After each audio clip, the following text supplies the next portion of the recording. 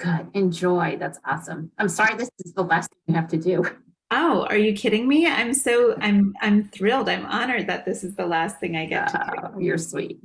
It's always lovely to have a chance to talk to you. Well, Oh, thank I you. think I will, in the interest of the people who joined us um, at 5:15, why don't we go ahead and get started? Because I know we have a lot to get through. Um, and let me just see if, okay, yeah, it's 5:18. Good evening to everyone who is joining us for our 7 Starling webinar series designed to give you, healthcare providers across specialties, pearls to help you feel more confident in supporting your patients with perinatal mood and anxiety disorders. My name is Nazaneen Homaifar, and I'm a practicing OB-GYN in Northern Virginia and the medical director at 7 Starling. 7 Starling is a maternal mental health clinic that treats women experiencing anxiety, depression, and trauma throughout fertility challenges, pregnancy loss and miscarriage, abortion, postpartum, and early parenthood. And I am thrilled to be joined by Adrienne Griffen, the founding executive director of Maternal Mental Health Leadership Alliance and an advocate and subject matter expert in maternal mental health. She founded Postpartum Support Virginia and served as executive director for 10 years, establishing a statewide network of peer-led support groups, creating educational programs for mental health providers and maternal child health care professionals, and helping pass legislation requiring information about postpartum depression and anxiety to new mothers. So Adrienne, welcome. Thank you, Naz. It's so great to be here with you and with everybody else taking time from their busy schedules to talk about perinatal mental health. We are very excited, and this webinar will be recorded and available for our providers who can't join us. We recognize that this can be a challenging time when you're trying to finish up clinic or rush home, but hopefully our providers will also check this out on our recording. Today, we're kind of shifting gears from our previous webinars and focusing on maternal mental health policy and legislation. What key policies healthcare providers, specifically those who work in obstetrics and gynecology, should be aware of, and how they can get involved in advocacy.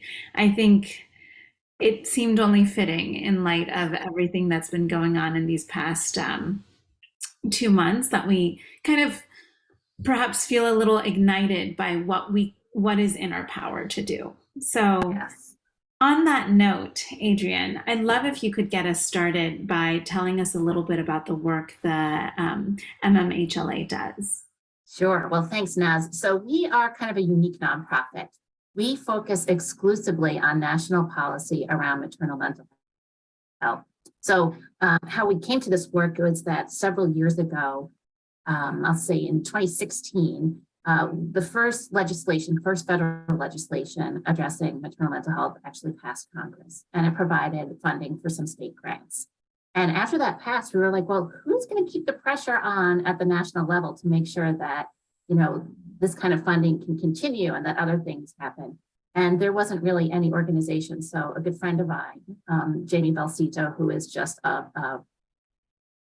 if you've met Jamie, you will never forget her. Let's just say that. She comes from Boston. Need I say any more, right? So she and I started MMHLA. And then Jamie decided to run for public office. She is now an elected official in the state of Massachusetts, so working on the inside now to pass legislation. And I'm, keeping the floor here to make sure that somebody stays focused on national policy around maternal mental health. So for people who are sort of, policy wonks, like I'm the go-to person for maternal mental health. Yeah. That's incredible. And do you have any healthcare providers that work directly with you?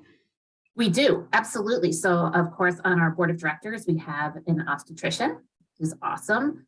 And in various projects that we work on, yes, we always work with OBs, with pediatricians, with psychiatrists. We want to make sure that we are hearing from the providers who are supposed to be doing the screening and treating for new moms to make sure that we are getting their voice, as well, of course, the lived experience, the voices of lived experience with people who experience these illnesses. Yeah.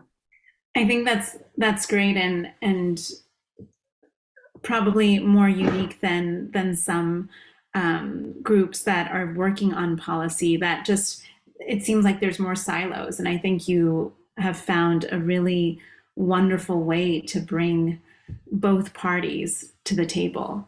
Yeah, absolutely. I mean, policies are only as good as they are written. And if they, include the people who actually have to implement them, then we can get better policy and therefore better results. Yeah. And speaking of that, what are some key initiatives the MMHLA is currently working on? Yeah, it's kind of, yeah. It's a mouthful. I love that. It is. One of my board members calls us the Alliance, and I really like that. Ooh. They've tried to transition over Yeah. MMHLA. So a couple of initiatives that we're working on. So one thing is we're working on a screening project. So let me just step back and say that I know everybody in the room probably knows this, but maternal mental health conditions are the most common complication of pregnancy and childbirth. And what we want to make sure is that providers, frontline providers, are adequately prepared to discuss these illnesses with their patients, know how to screen for them, and most importantly, know how to connect affected people with resources for recovery. So we started this screening project because we knew there were recommendations from a whole variety of different organizations, including ACOG, of course, about when to screen. But some of them were very general. In fact, ACOG's standing guidance right now is to screen once during the perinatal period with a validated screening tool. So that's not necessarily the most helpful guidance, right? Because when, using what tool? Right. So decided to gather all of these screening recommendations from everybody from the United States Preventive Services Task Force to healthcare provider organizations like ACOG and the American Academy of Pediatrics, the psychiatry and psychology associations. And we kind of brought them all together and we're like, okay, what is this all saying? And so what we've come up with is sort of a timeline from starting from pregnancy all the way through the 2-year perinatal period. So during pregnancy and postpartum, when would be good opportunities to screen? And so we've come up with this whole framework, and we have been now doing a series of focus groups. In fact, I just earlier today, we did a focus group with Native American women to say, hey, how does this fit with what you're experiencing and with your culture and with tribal traditions?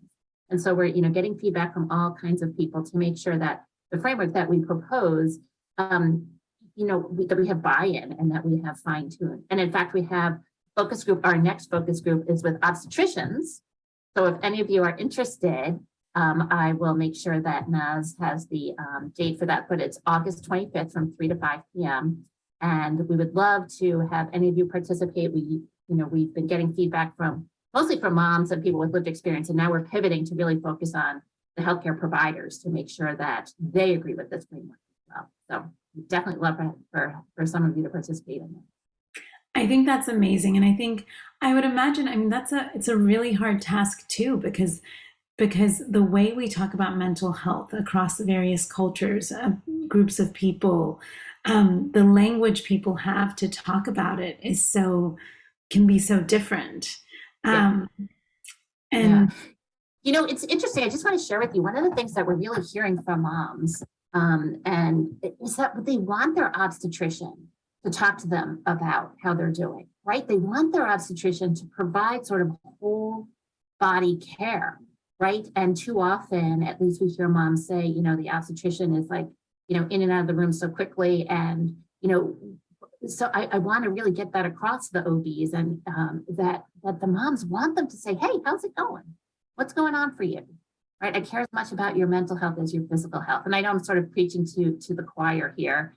But we need to get that out more broadly to our obstetric providers, whether they're obstetricians or certified nurse midwives or whoever's providing that we need to talk about mental health. It is as important as physical health, and we can't separate the two.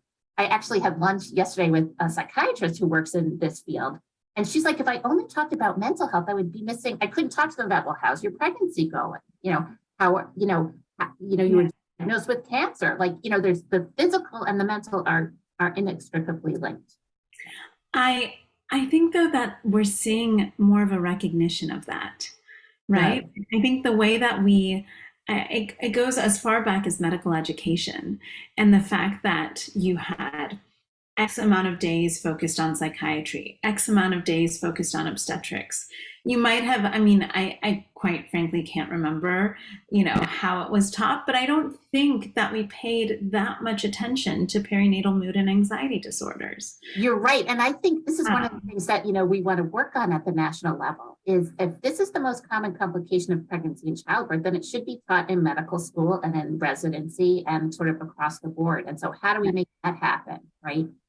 How do we make Yeah, providers feel more comfortable talking about it, prescribing medications, Yeah. and knowing what the resources are for them to Yeah. use? Yeah. I know. And so the screening project seems like a very important one. Is there anything else that the Alliance is working on? Absolutely. So we, our biggest push is federal legislation. And so we worked hard to introduce legislation at the national level called Into the Light for Maternal Health and Substance Use Disorder Act. And it has now passed the House and waiting to pass the Senate. And there's two specific provisions in this piece of legislation. The first is to provide funding for a national maternal mental health hotline. And I hope some of you are aware that there is a new maternal mental health hotline, right, that was announced on Mother's Day. And we want to make sure that that hotline continues to have funding and that there's enough to do public awareness and, a big campaign so that everybody knows about the maternal mental health hotline. So that's the first thing. And the second provision in this piece of legislation is federal grants to states to create programs to address maternal mental health. So, and ways that you can support this is, let your legislator know that this legislation is out there. We've worked with ACOG, and they're really behind this legislation as well. And one way also to get involved is to participate in an advocacy day. So I know ACOG does advocacy day every year. So do we. So we'd love to have any of you participate. We spend a day meeting with congressional staffers. Of course, it's all virtual now, but talking to them about the importance of maternal mental health and asking them to support, different aspects of whatever legislative proposal we have going at the time. So definitely a great way to get involved and to really be involved on a personal level in making a difference, at the national level, at the federal legislative level. I agree. And I think, there's something for everyone. And that's part of what this conversation is. Like, what are the different ways that people are getting involved, and what is the work, and where can our expertise be lent to make a policy more robust? Where can we use our stories to help relay the importance and the gravity of the matter? I think as OB-GYNs, we have, and providers in the perinatal space, we have this very unique lens. And I was on a call with some colleagues where we were talking about fundraising for the health system I work for. And so often the conversation around obstetrics centers around the baby and the outcomes for the baby, and what is lost and what we are paying more attention to. I think now what we're calling out more is that attention to the birthing parent, to that person who's going through that process. And I don't know if you've seen this little, is it a meme, I guess, that's floating around out there, that Allison Stuvey, who is an OBGYN at the University of North Carolina, said a few years ago. She's like, the mother is like the candy wrapper, the baby's the candy, the mom is the and as soon as the baby is born, the candy is out of the wrapper, the wrapper is discarded. Yeah, and so it's just very telling. And I'm really glad to hear you say that, obstetrics is really trying to pay more attention to the mom's outcome as well. Yeah. What do you think? So the hotline you're talking about for any of our listeners is 1-833-9-HELP-4-MOMS. Right. And we have included it in our newsletter before, but we will include it in our future newsletters so people can use it, because it's great. It's in multiple languages. And those who contact the hotline will receive a range of support, voice and text, and speak with trained counselors who are culturally and trauma informed, as well as there'll be the person who's calling can get referrals to community-based and telehealth providers. So there's The HHS, I believe, has like a really great PDF that you can print out and keep in your office so that your medical assistants can know what resource to provide the patient. But it's a great resource. I think one thing you mentioned is giving states the power to come up with some of their legislation. Are there any states in particular that you think have been at the forefront of, making these services more robust? It's so funny that you asked me that, because recently another organization said, yeah, what state is at the forefront? And I'm like, let me go look at my website. So one of the things that we have on our website is we basically have a map of the United States, and you can click on a state and it opens up a fact sheet about all that state has going on addressing maternal mental health. And it starts with things like, do they have a maternal mortality review committee? Do they have a perinatal quality collaborative? Do they have a psychiatry access program? So these psychiatry access programs are, earlier I mentioned federal grants to states. This grant program funds these psychiatry access programs, which, are you familiar with? Can you tell me more, please? Yeah. Yep. So the way they work is basically there's recognition that there's not enough psychiatrists to treat everybody.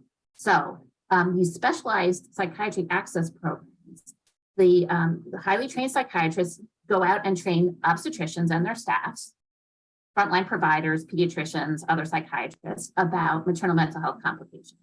And so then the idea is then say I'm the psychiatrist and I've come and I've talked to you in your office and kind of trained you. Here's how to screen, here's how to treat, sort of like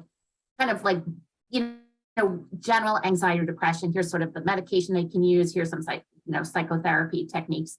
And then if there's more complicated cases, you as the OB could call me in real time and say, hey, I have a patient in my office.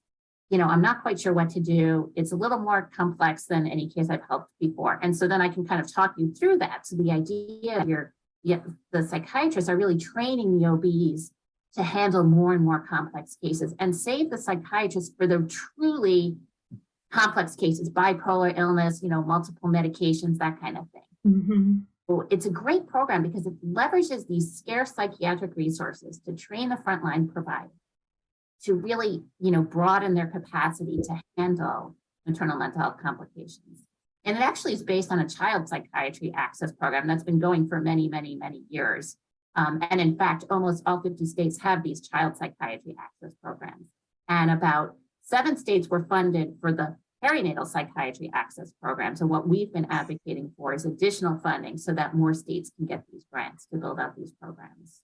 And do you know the details of whether it's been difficult to recruit the providers to get the learning? I think I welcome every opportunity to learn. This is why I love doing these webinars. It gives me a chance to expand my knowledge base, but at the same time, I think providers can feel overwhelmed, or they might feel like, am I ever going to get to the point that I would be comfortable enough? So how have they addressed, the details? Yeah, so these different psychiatry access programs, they all actually come together in a learning community and meet monthly for professional development and networking. And they talk about a lot of these things, like, how do I get obstetricians? Sorry. That's okay. How do I get obstetricians to enroll in this program so that we can go out and train them, and then they can call us and we can talk them through these complex kind of cases. So what they find is once the obstetrician realizes what a great service it is, they're like, oh my gosh, absolutely, I want to be part of this because you are helping me deal with these patients. And I have this backup opportunity that I can call in real time and talk to a psychiatrist. So it really is like, once they understand the concept and are familiar with it, it's like a win-win. Everybody loves it. Yeah. That's great. That's fantastic. I love that. That you said there's 7 states now that do this. Well, 7 states have these federal grants. There's about 25 states that have a program in some development, right? Mm-hmm. Our goal, what we've been advocating for, is like tripling the amount of funding so that we can make sure that those new states are actually being able to stand up their programs. Yeah. That's great. And are you finding that, I had this question right on the tip of my tongue. It was about the access programs, but with the states that have really wanted to pilot it, which states are those? Right. So Massachusetts was the first one that did it, right? And the states that got the grants, I was just looking at this today. I used to be able to rattle off all 7 of them really quickly. Okay. Let's see. I know it's Florida, Kansas, Louisiana, say Montana. Kansas? Oh.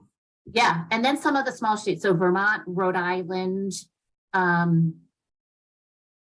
Anyways, like I said, 30 states applied for these grants, but because of the small funding, only 7 states could get them. Okay. There's more that actually, they come together, like I said, in this learning community so that these other states can get these programs up and running. Yeah. Fantastic. I think, and so we've heard about the legislation that's really working. Are there any upcoming bills or policies on the horizon that we should be aware of? And is there anything in the legislation that worries you? As far as new legislation, we're sort of set for the legislative calendar for this year and for this Congress. What we're going to be working on, we think, for 2023 is some legislation providing additional support for our military moms. We know that they are at increased risk. In fact, a report recently came out from the General Accounting Office showing that military moms, whether they're active duty or civilian, experience maternal mental health conditions at like 36 to 41%. Like it is just like, yeah, because, they're not near their families for the most part. Isolation. Right. So there's social isolation if they're worried about their partner, if the person is deployed or in harm's way. So a lot of times you're single parenting. There's worry about you going on deployment or being separated from your child. Mm-hmm.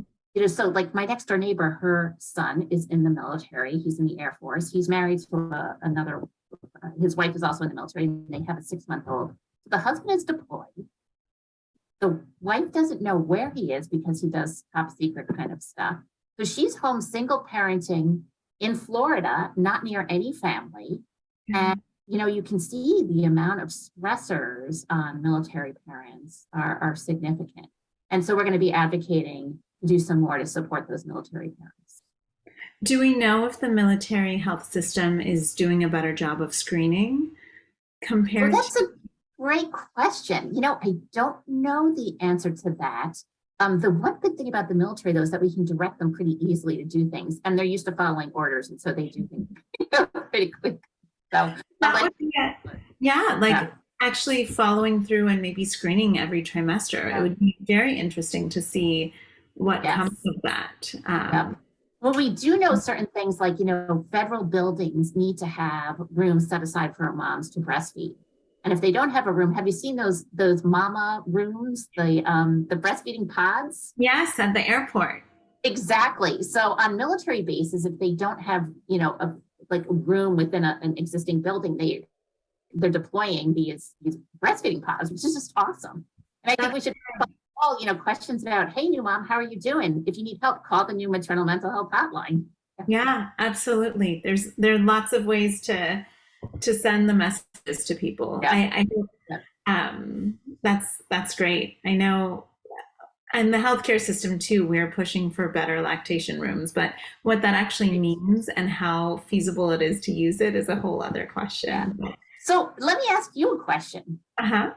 How do you go about screening your patients and talking to them about mental health issues?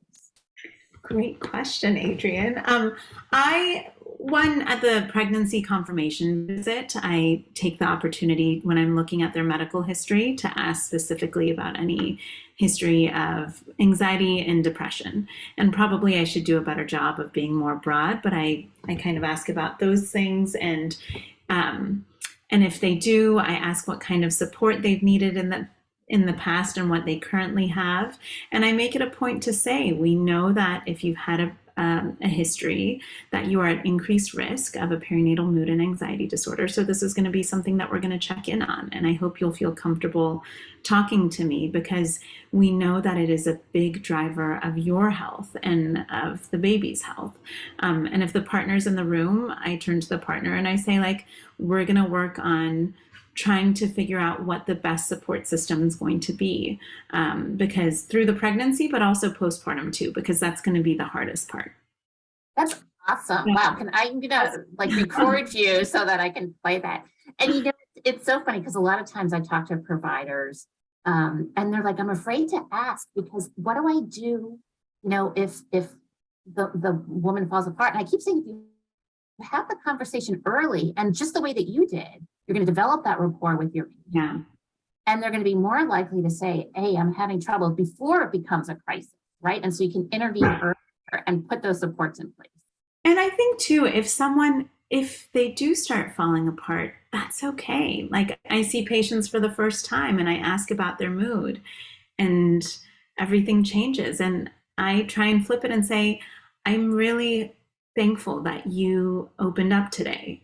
I'm so glad that we were able to have this conversation because it can be really hard to have. And we have resources for you. And so let's talk about it. So I think the onus is on the providers to try and create a space for people to feel comfortable opening up. There's still people, though, that I didn't realize until much later that they had a history or that something was bothering them. So there's still room for improvement, but I think it's just continuing to have the conversation and framing it in terms of, we know this affects 20% at least of patients postpartum. So let's talk about it. Right. And I mean, we know that becoming a parent can be stressful. I mean, we know it can be joyful, but it's also exhausting. We know that hormones like create all kinds of mood changes. Like there's a lot going on. And so just even to recognize. Yeah. And I love the way that you did it. Thank you. I also think the entire pregnancy, there's this buildup to delivery. And I try in the third trimester to say, I know we're focusing a lot on this finite period of time because it's so new to you and it can go so many different ways, but actually the hard part's going to come after. And so hopefully in the next few weeks, we can talk a little bit about what that might look like, you know, just to help them realize that this is but a part of the journey. It's kind of, I often make the analogy, it's like the engagement and the wedding, right? During the engagement, you're really focused on the wedding. Never mind the 50 years that you're going to live with this. Right, exactly. I love that. Yeah. I'll start using that too. Yeah. I know we're almost coming to time, and I wanted to ask, I think we've talked about this, but just more specifically, what are some of the, or I guess you said, what are some of the effective ways you've seen OB-GYNs get involved? You were saying to participate in Advocacy Day, but does the Alliance have an annual Advocacy Day as well? We do every March. So we'd love for you to participate. And, you know, I knew you were going to ask this question, so I have some other ideas. Oh, great. I'd love to hear them. Yes. So I think, you know, first you can advocate for your patients, right? And have that conversation with them and open up the opportunity for them to share or ask questions about mental health issues. I think that's super important. I think it's really important to advocate with ACOG and let ACOG know that this is an important issue and that you would like to see more information about, like, say, at the national conference. Yeah. You know, I looked through the agenda recently and I was like, oh, there was one little breakout on maternal mental health. And I'm like, gosh, nice. Like a huge, you know, it should be like a big part of it. So I would say, you know, ask ACOG or your local, I know that ACOG has sections as well. If you're a member, you know, to raise districts.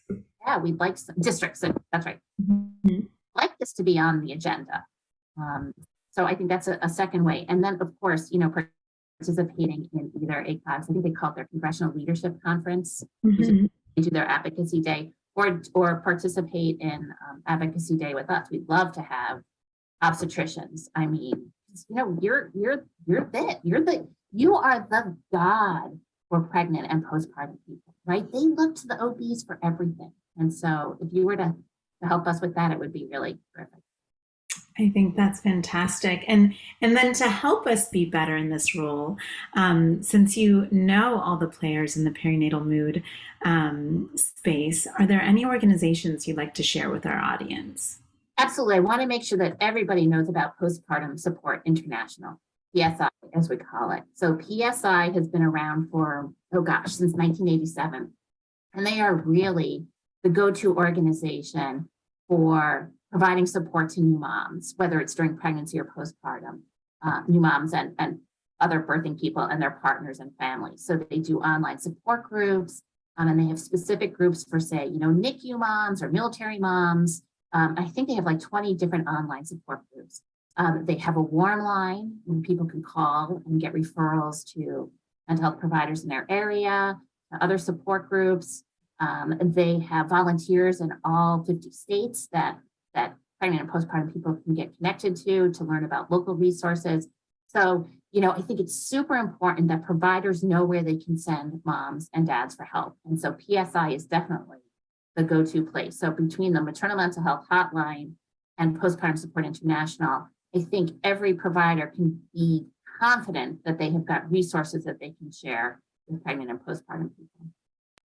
Thank you for that. And we have one of our audience members sent us a comment that 2020 Mom hosted a chat between ACOG and APP representatives last week. That was an update from ACOG and is available on their website. Yep. And so 2020 Mom is another great organization, and they are doing another webinar, I think in September, and it's going to be the new head of ACOG and a couple of others, American Academy of Pediatrics as well. And they're going to also be talking about screening and education. So yes, 2020. We'll make sure to put that in our newsletter as well. Yeah. So our three organizations work very closely together. Yeah. Fantastic. Anyone else have any questions or comments that they wanted to share before we close up our session?